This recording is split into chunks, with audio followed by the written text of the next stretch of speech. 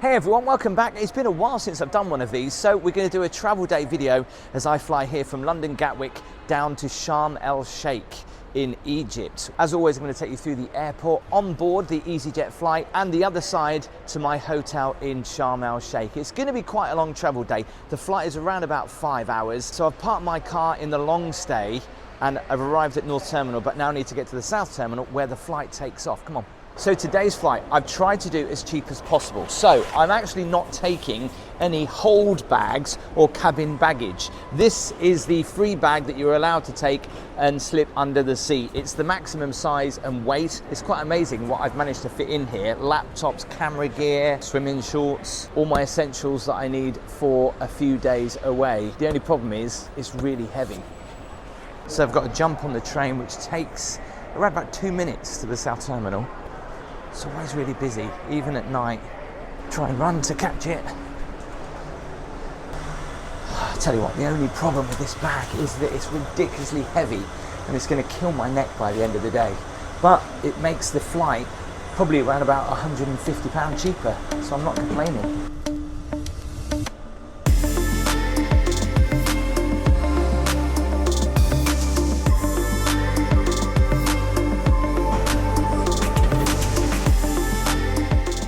Bit of a walk into the terminal building. You've got to go past the train station, but what's quite handy is there's loads of these conveyors. Conveyors? Is that what they're called?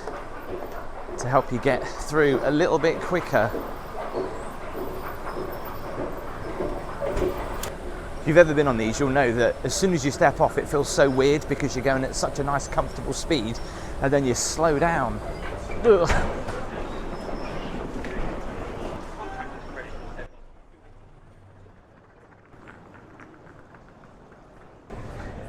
Typical when I don't need to drop off a bag, there's literally no queues. Just double check that it fits.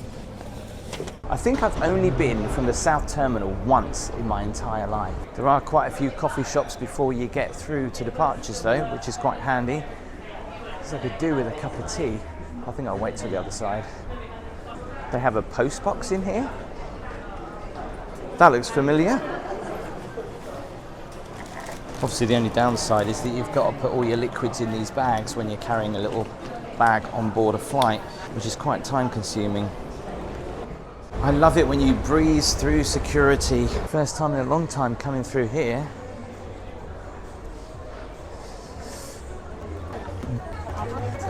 Oh yes please. Pina colada. Tropical fruit taste there, sir. Is this new this year, is it? Literally like May. So like now, basically. Oh wow, that's really nice. Why don't they ever do the Bailey's Mint anymore? I used to love that. Don't ever feel guilty asking to try the tasters. I do it all the time. That's what I had in my room the other day in Gibraltar. You can buy champagne at the airport. How have I never ever seen Prosecco Martini before? Definitely want to try that. Why do they make the floor so sparkly? And they always curve, so it feels like it just carries on forever. Can I try the dead man fingers? I'll try the mango one, please. Now I remember the South Terminal. Always so light. I do prefer it compared to North Terminal. North Terminal's bigger, but South Terminal is just much more brighter, especially on a sunny day. That's one big flip-flop. So just checking my flight. There it is, 12:45 Sharm el-Sheikh. No gate info as yet. Everybody's using the escalator. No one's using the stairs. They have a Nando's in here. This airport does remind me of that movie that Tom Hanks was in where he was stuck in the airport. Now, I know this is a big no-no at the airport, but I actually need to get some money changed up for Egypt. Now, back in Norfolk, when I tried to go to the post office to get some Egyptian pounds, I had to order them in, and I should have realised, and I left it too late, so I need to get them at the airport, and I know the exchange rate is awful, but I've got to do it. £100 sterling to Egyptian pound, please. 81, that's your 2,200, thank you. Just get a table for one, please. Thank you. So the best place in South Terminal for runway views. Can I sit there? Okay, thank you.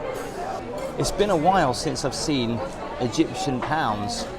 I always remember, yeah, the smell. I know it sounds weird, I don't normally smell money, but with Egyptian money, you don't actually need to get your nose close to it. It just does normally smell. Apparently it's the dirtiest cash in the world. Although to be fair, this is actually quite clean. Found a grubby one here, look, that's really dirty. So yeah, washing your hands or antibacterial gel will probably be a must. And obviously the reason why I've got Egyptian money is because I don't think they take card in the taxis over there, and I need to get from the airport to my hotel. Nothing better before you start your holiday, grabbing a drink and sitting out, looking out over the airport. Cheers.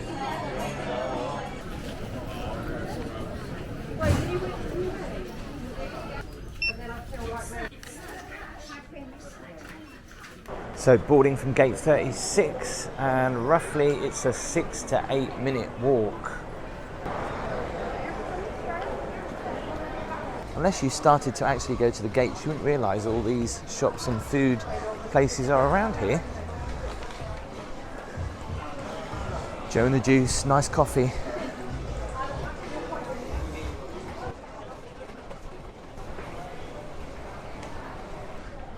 Gate 36.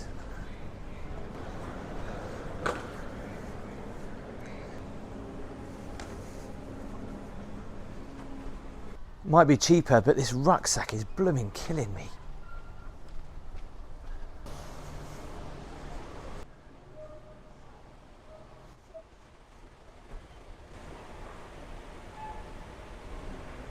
Why walk when you can glide?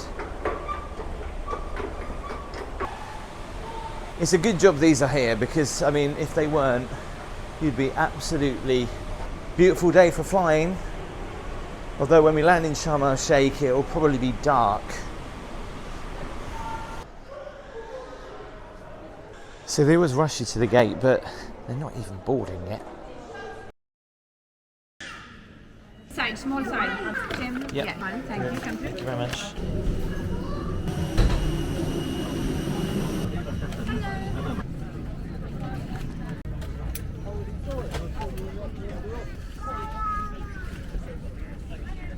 Flight, so cabin at a premium stay. Again, we do apologise for. So window seat, obviously. Hopefully, fingers crossed, there's no one else sitting next to me at the moment, even though it is quite a busy flight. I think that's everyone on board, so result, no one else is sitting next to me. I love sitting by the window. I have this weird thing where I have to sit by the window just to see what's going on. Not that I can really do anything about it, but the only downside to that is when you're travelling alone and you want to get the toilet, you've got to get two people up, especially when they're asleep. So very happy about that.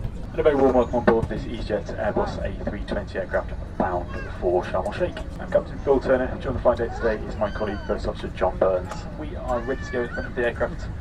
First of all, apologies for the slight delay. So we're supposed to take off at 1:15. The time now is 2. So first of all, there was a problem with cabin crew. Somebody was ill, and then there's a problem with the radio now, which they're trying to sort out. They're expecting to push back around about 18 minutes past 2. So we're going to be quite delayed. Gatwick Airport is now shut. There have been reports of drones over the final approach to the airfield. For that reason, there isn't any aircraft movements at the moment, and the delay at this time, we're told, is undetermined. We've just been told that there's a police helicopter that's been scrambled to investigate. Hopefully, they can deal with it fairly quickly. At the moment, we've been told, as I said, that delay is undetermined, so we'll sit tight for the time being. Hope that it's dealt with quickly, but as always, I will give you as much information as I can and keep you informed, and we do appreciate your patience. It's obviously a challenging day for myself and the crew, and it's not a great day for yourselves either, so please do bear with us and I'll keep you informed. Thank you. So they always say it comes in threes, so that was 3 different problems now. Idiots using drones. I mean, I've used drones. I do it properly, safely, and don't do it near an airport. About 3 hours later, and we're finally off.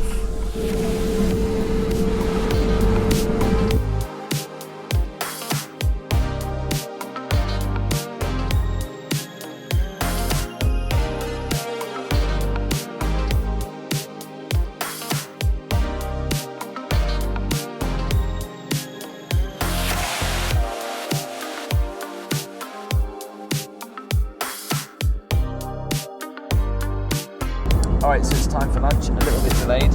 I've gone for a ham and cheese sourdough toasty, cup of tea, some Pringles, and well, I saw these and I thought, oh, they're nice. White chocolate and raspberry popcorn. Around about 180 nautical miles or so to route, which will take us around about half an hour or so. Arrival time should be shortly before 8:10 UK time.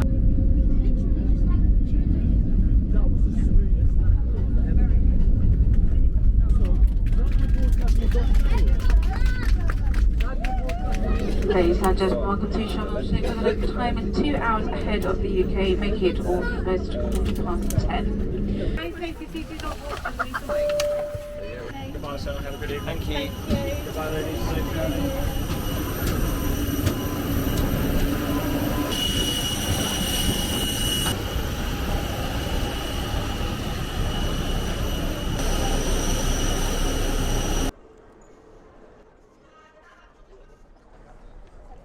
Well, it is actually quite warm, 28 degrees. I'm here, I've arrived. Getting through security was quite quick.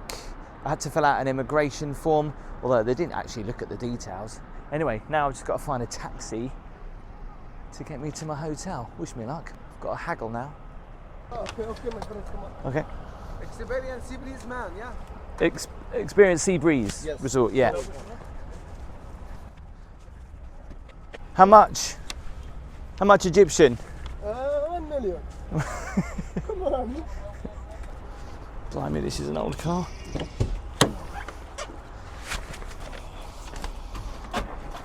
Egyptian, no dollar? No, Egyptian.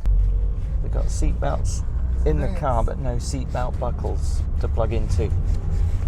Great. I just got truly ripped off.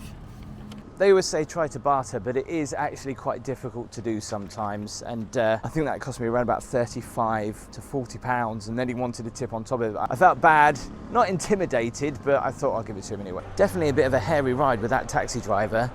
No seat belts working in the car. He was on his phone, texting on his phone, and then he was ringing somebody up. Anyway, here I am, Experience Sea Breeze Resort. Luckily, it's all inclusive now.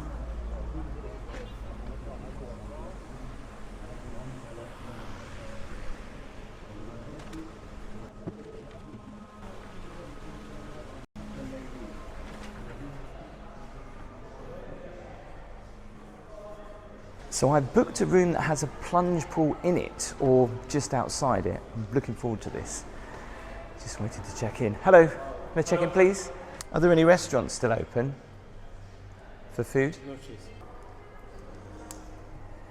My room number is 1111. It should be up here. I think it might be one of those rooms just over there.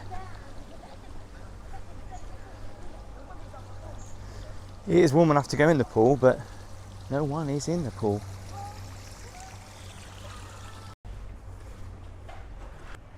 One, two. All the ones, legs 11.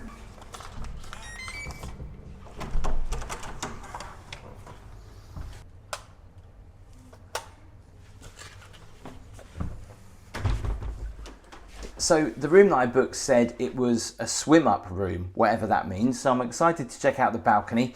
I have a feeling it's quite not what it says on the tin, but let's quickly do the room tour. That light doesn't work, bit of a shame. Got lights over the bed, do they work? They don't seem to, unless I'm doing something wrong. But the beds look very nice. I love how they've got all the flowers, look at that, around the edge. Very romantic, just for me. Oh, none of these bedside lights work. So it's going to be cozy. Little bit of a workstation. I do have some tea and coffee, some water. Look at these cups. They're trendy. I don't think I will be using this kettle, although it does look clean. They're very kindly lit because they knew that I was arriving late. Put some sandwiches in my room. Not quite sure what that is in there. And a nice plate of salad. Oh, I've got a minibar. I've never been to Egypt and had a minibar before. wonder how expensive that's going to be. Of course it's an extra charge. Just realised that I've put the towel card in there instead of the room key. So this might be the reason why none of the lights are working. They're now working, woohoo! And so's the air conditioning. I was really worried. I put the blooming towel card in there, didn't I? That looks much better now, doesn't it? I can see a lot more. The rooms you get in Egypt, I have to say, always the hotel rooms always look very grand, but sometimes they can be a little bit dirty and grubby, but I'm very impressed at the minute. Let's do the bed test. I don't want to mess up these flowers. Nice and firm, nice and soft. They're all right, actually. It's like 2 double beds pushed together. I mean, this bed is huge for one person. I'm not complaining though. Here is the bathroom. That's a funky light. Smallest shower head ever, and something you'd probably find in a Premier Inn. Look at the dirt on that.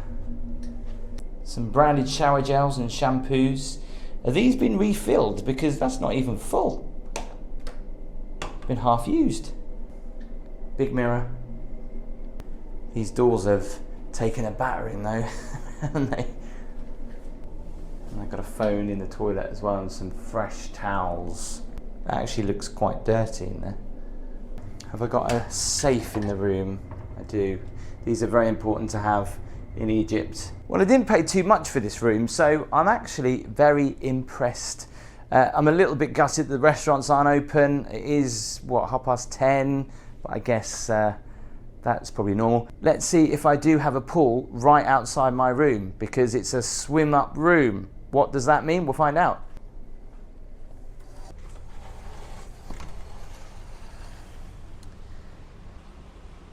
Oh. I have a swim up room, but the pool to the swim up room is all the way over here. Doesn't overly look that inviting, does it? There's all leaves in the pool.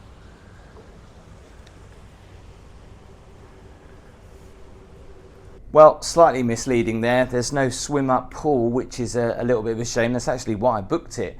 I did look at the photos and thought to myself, that doesn't look quite right when they showed you pictures of the room. But anyway, I still like the room. I hope you enjoyed this travel day video. It's been a very long day with delays, and the flight was really long, and a taxi driver ripping me off already. Don't forget to hit that subscribe button if you would like to see my video coming up from Sharm el-Sheikh. There's more travel day videos here and here. Do give the video a thumbs up. Make sure you do hit that subscribe button. I'll see you next time.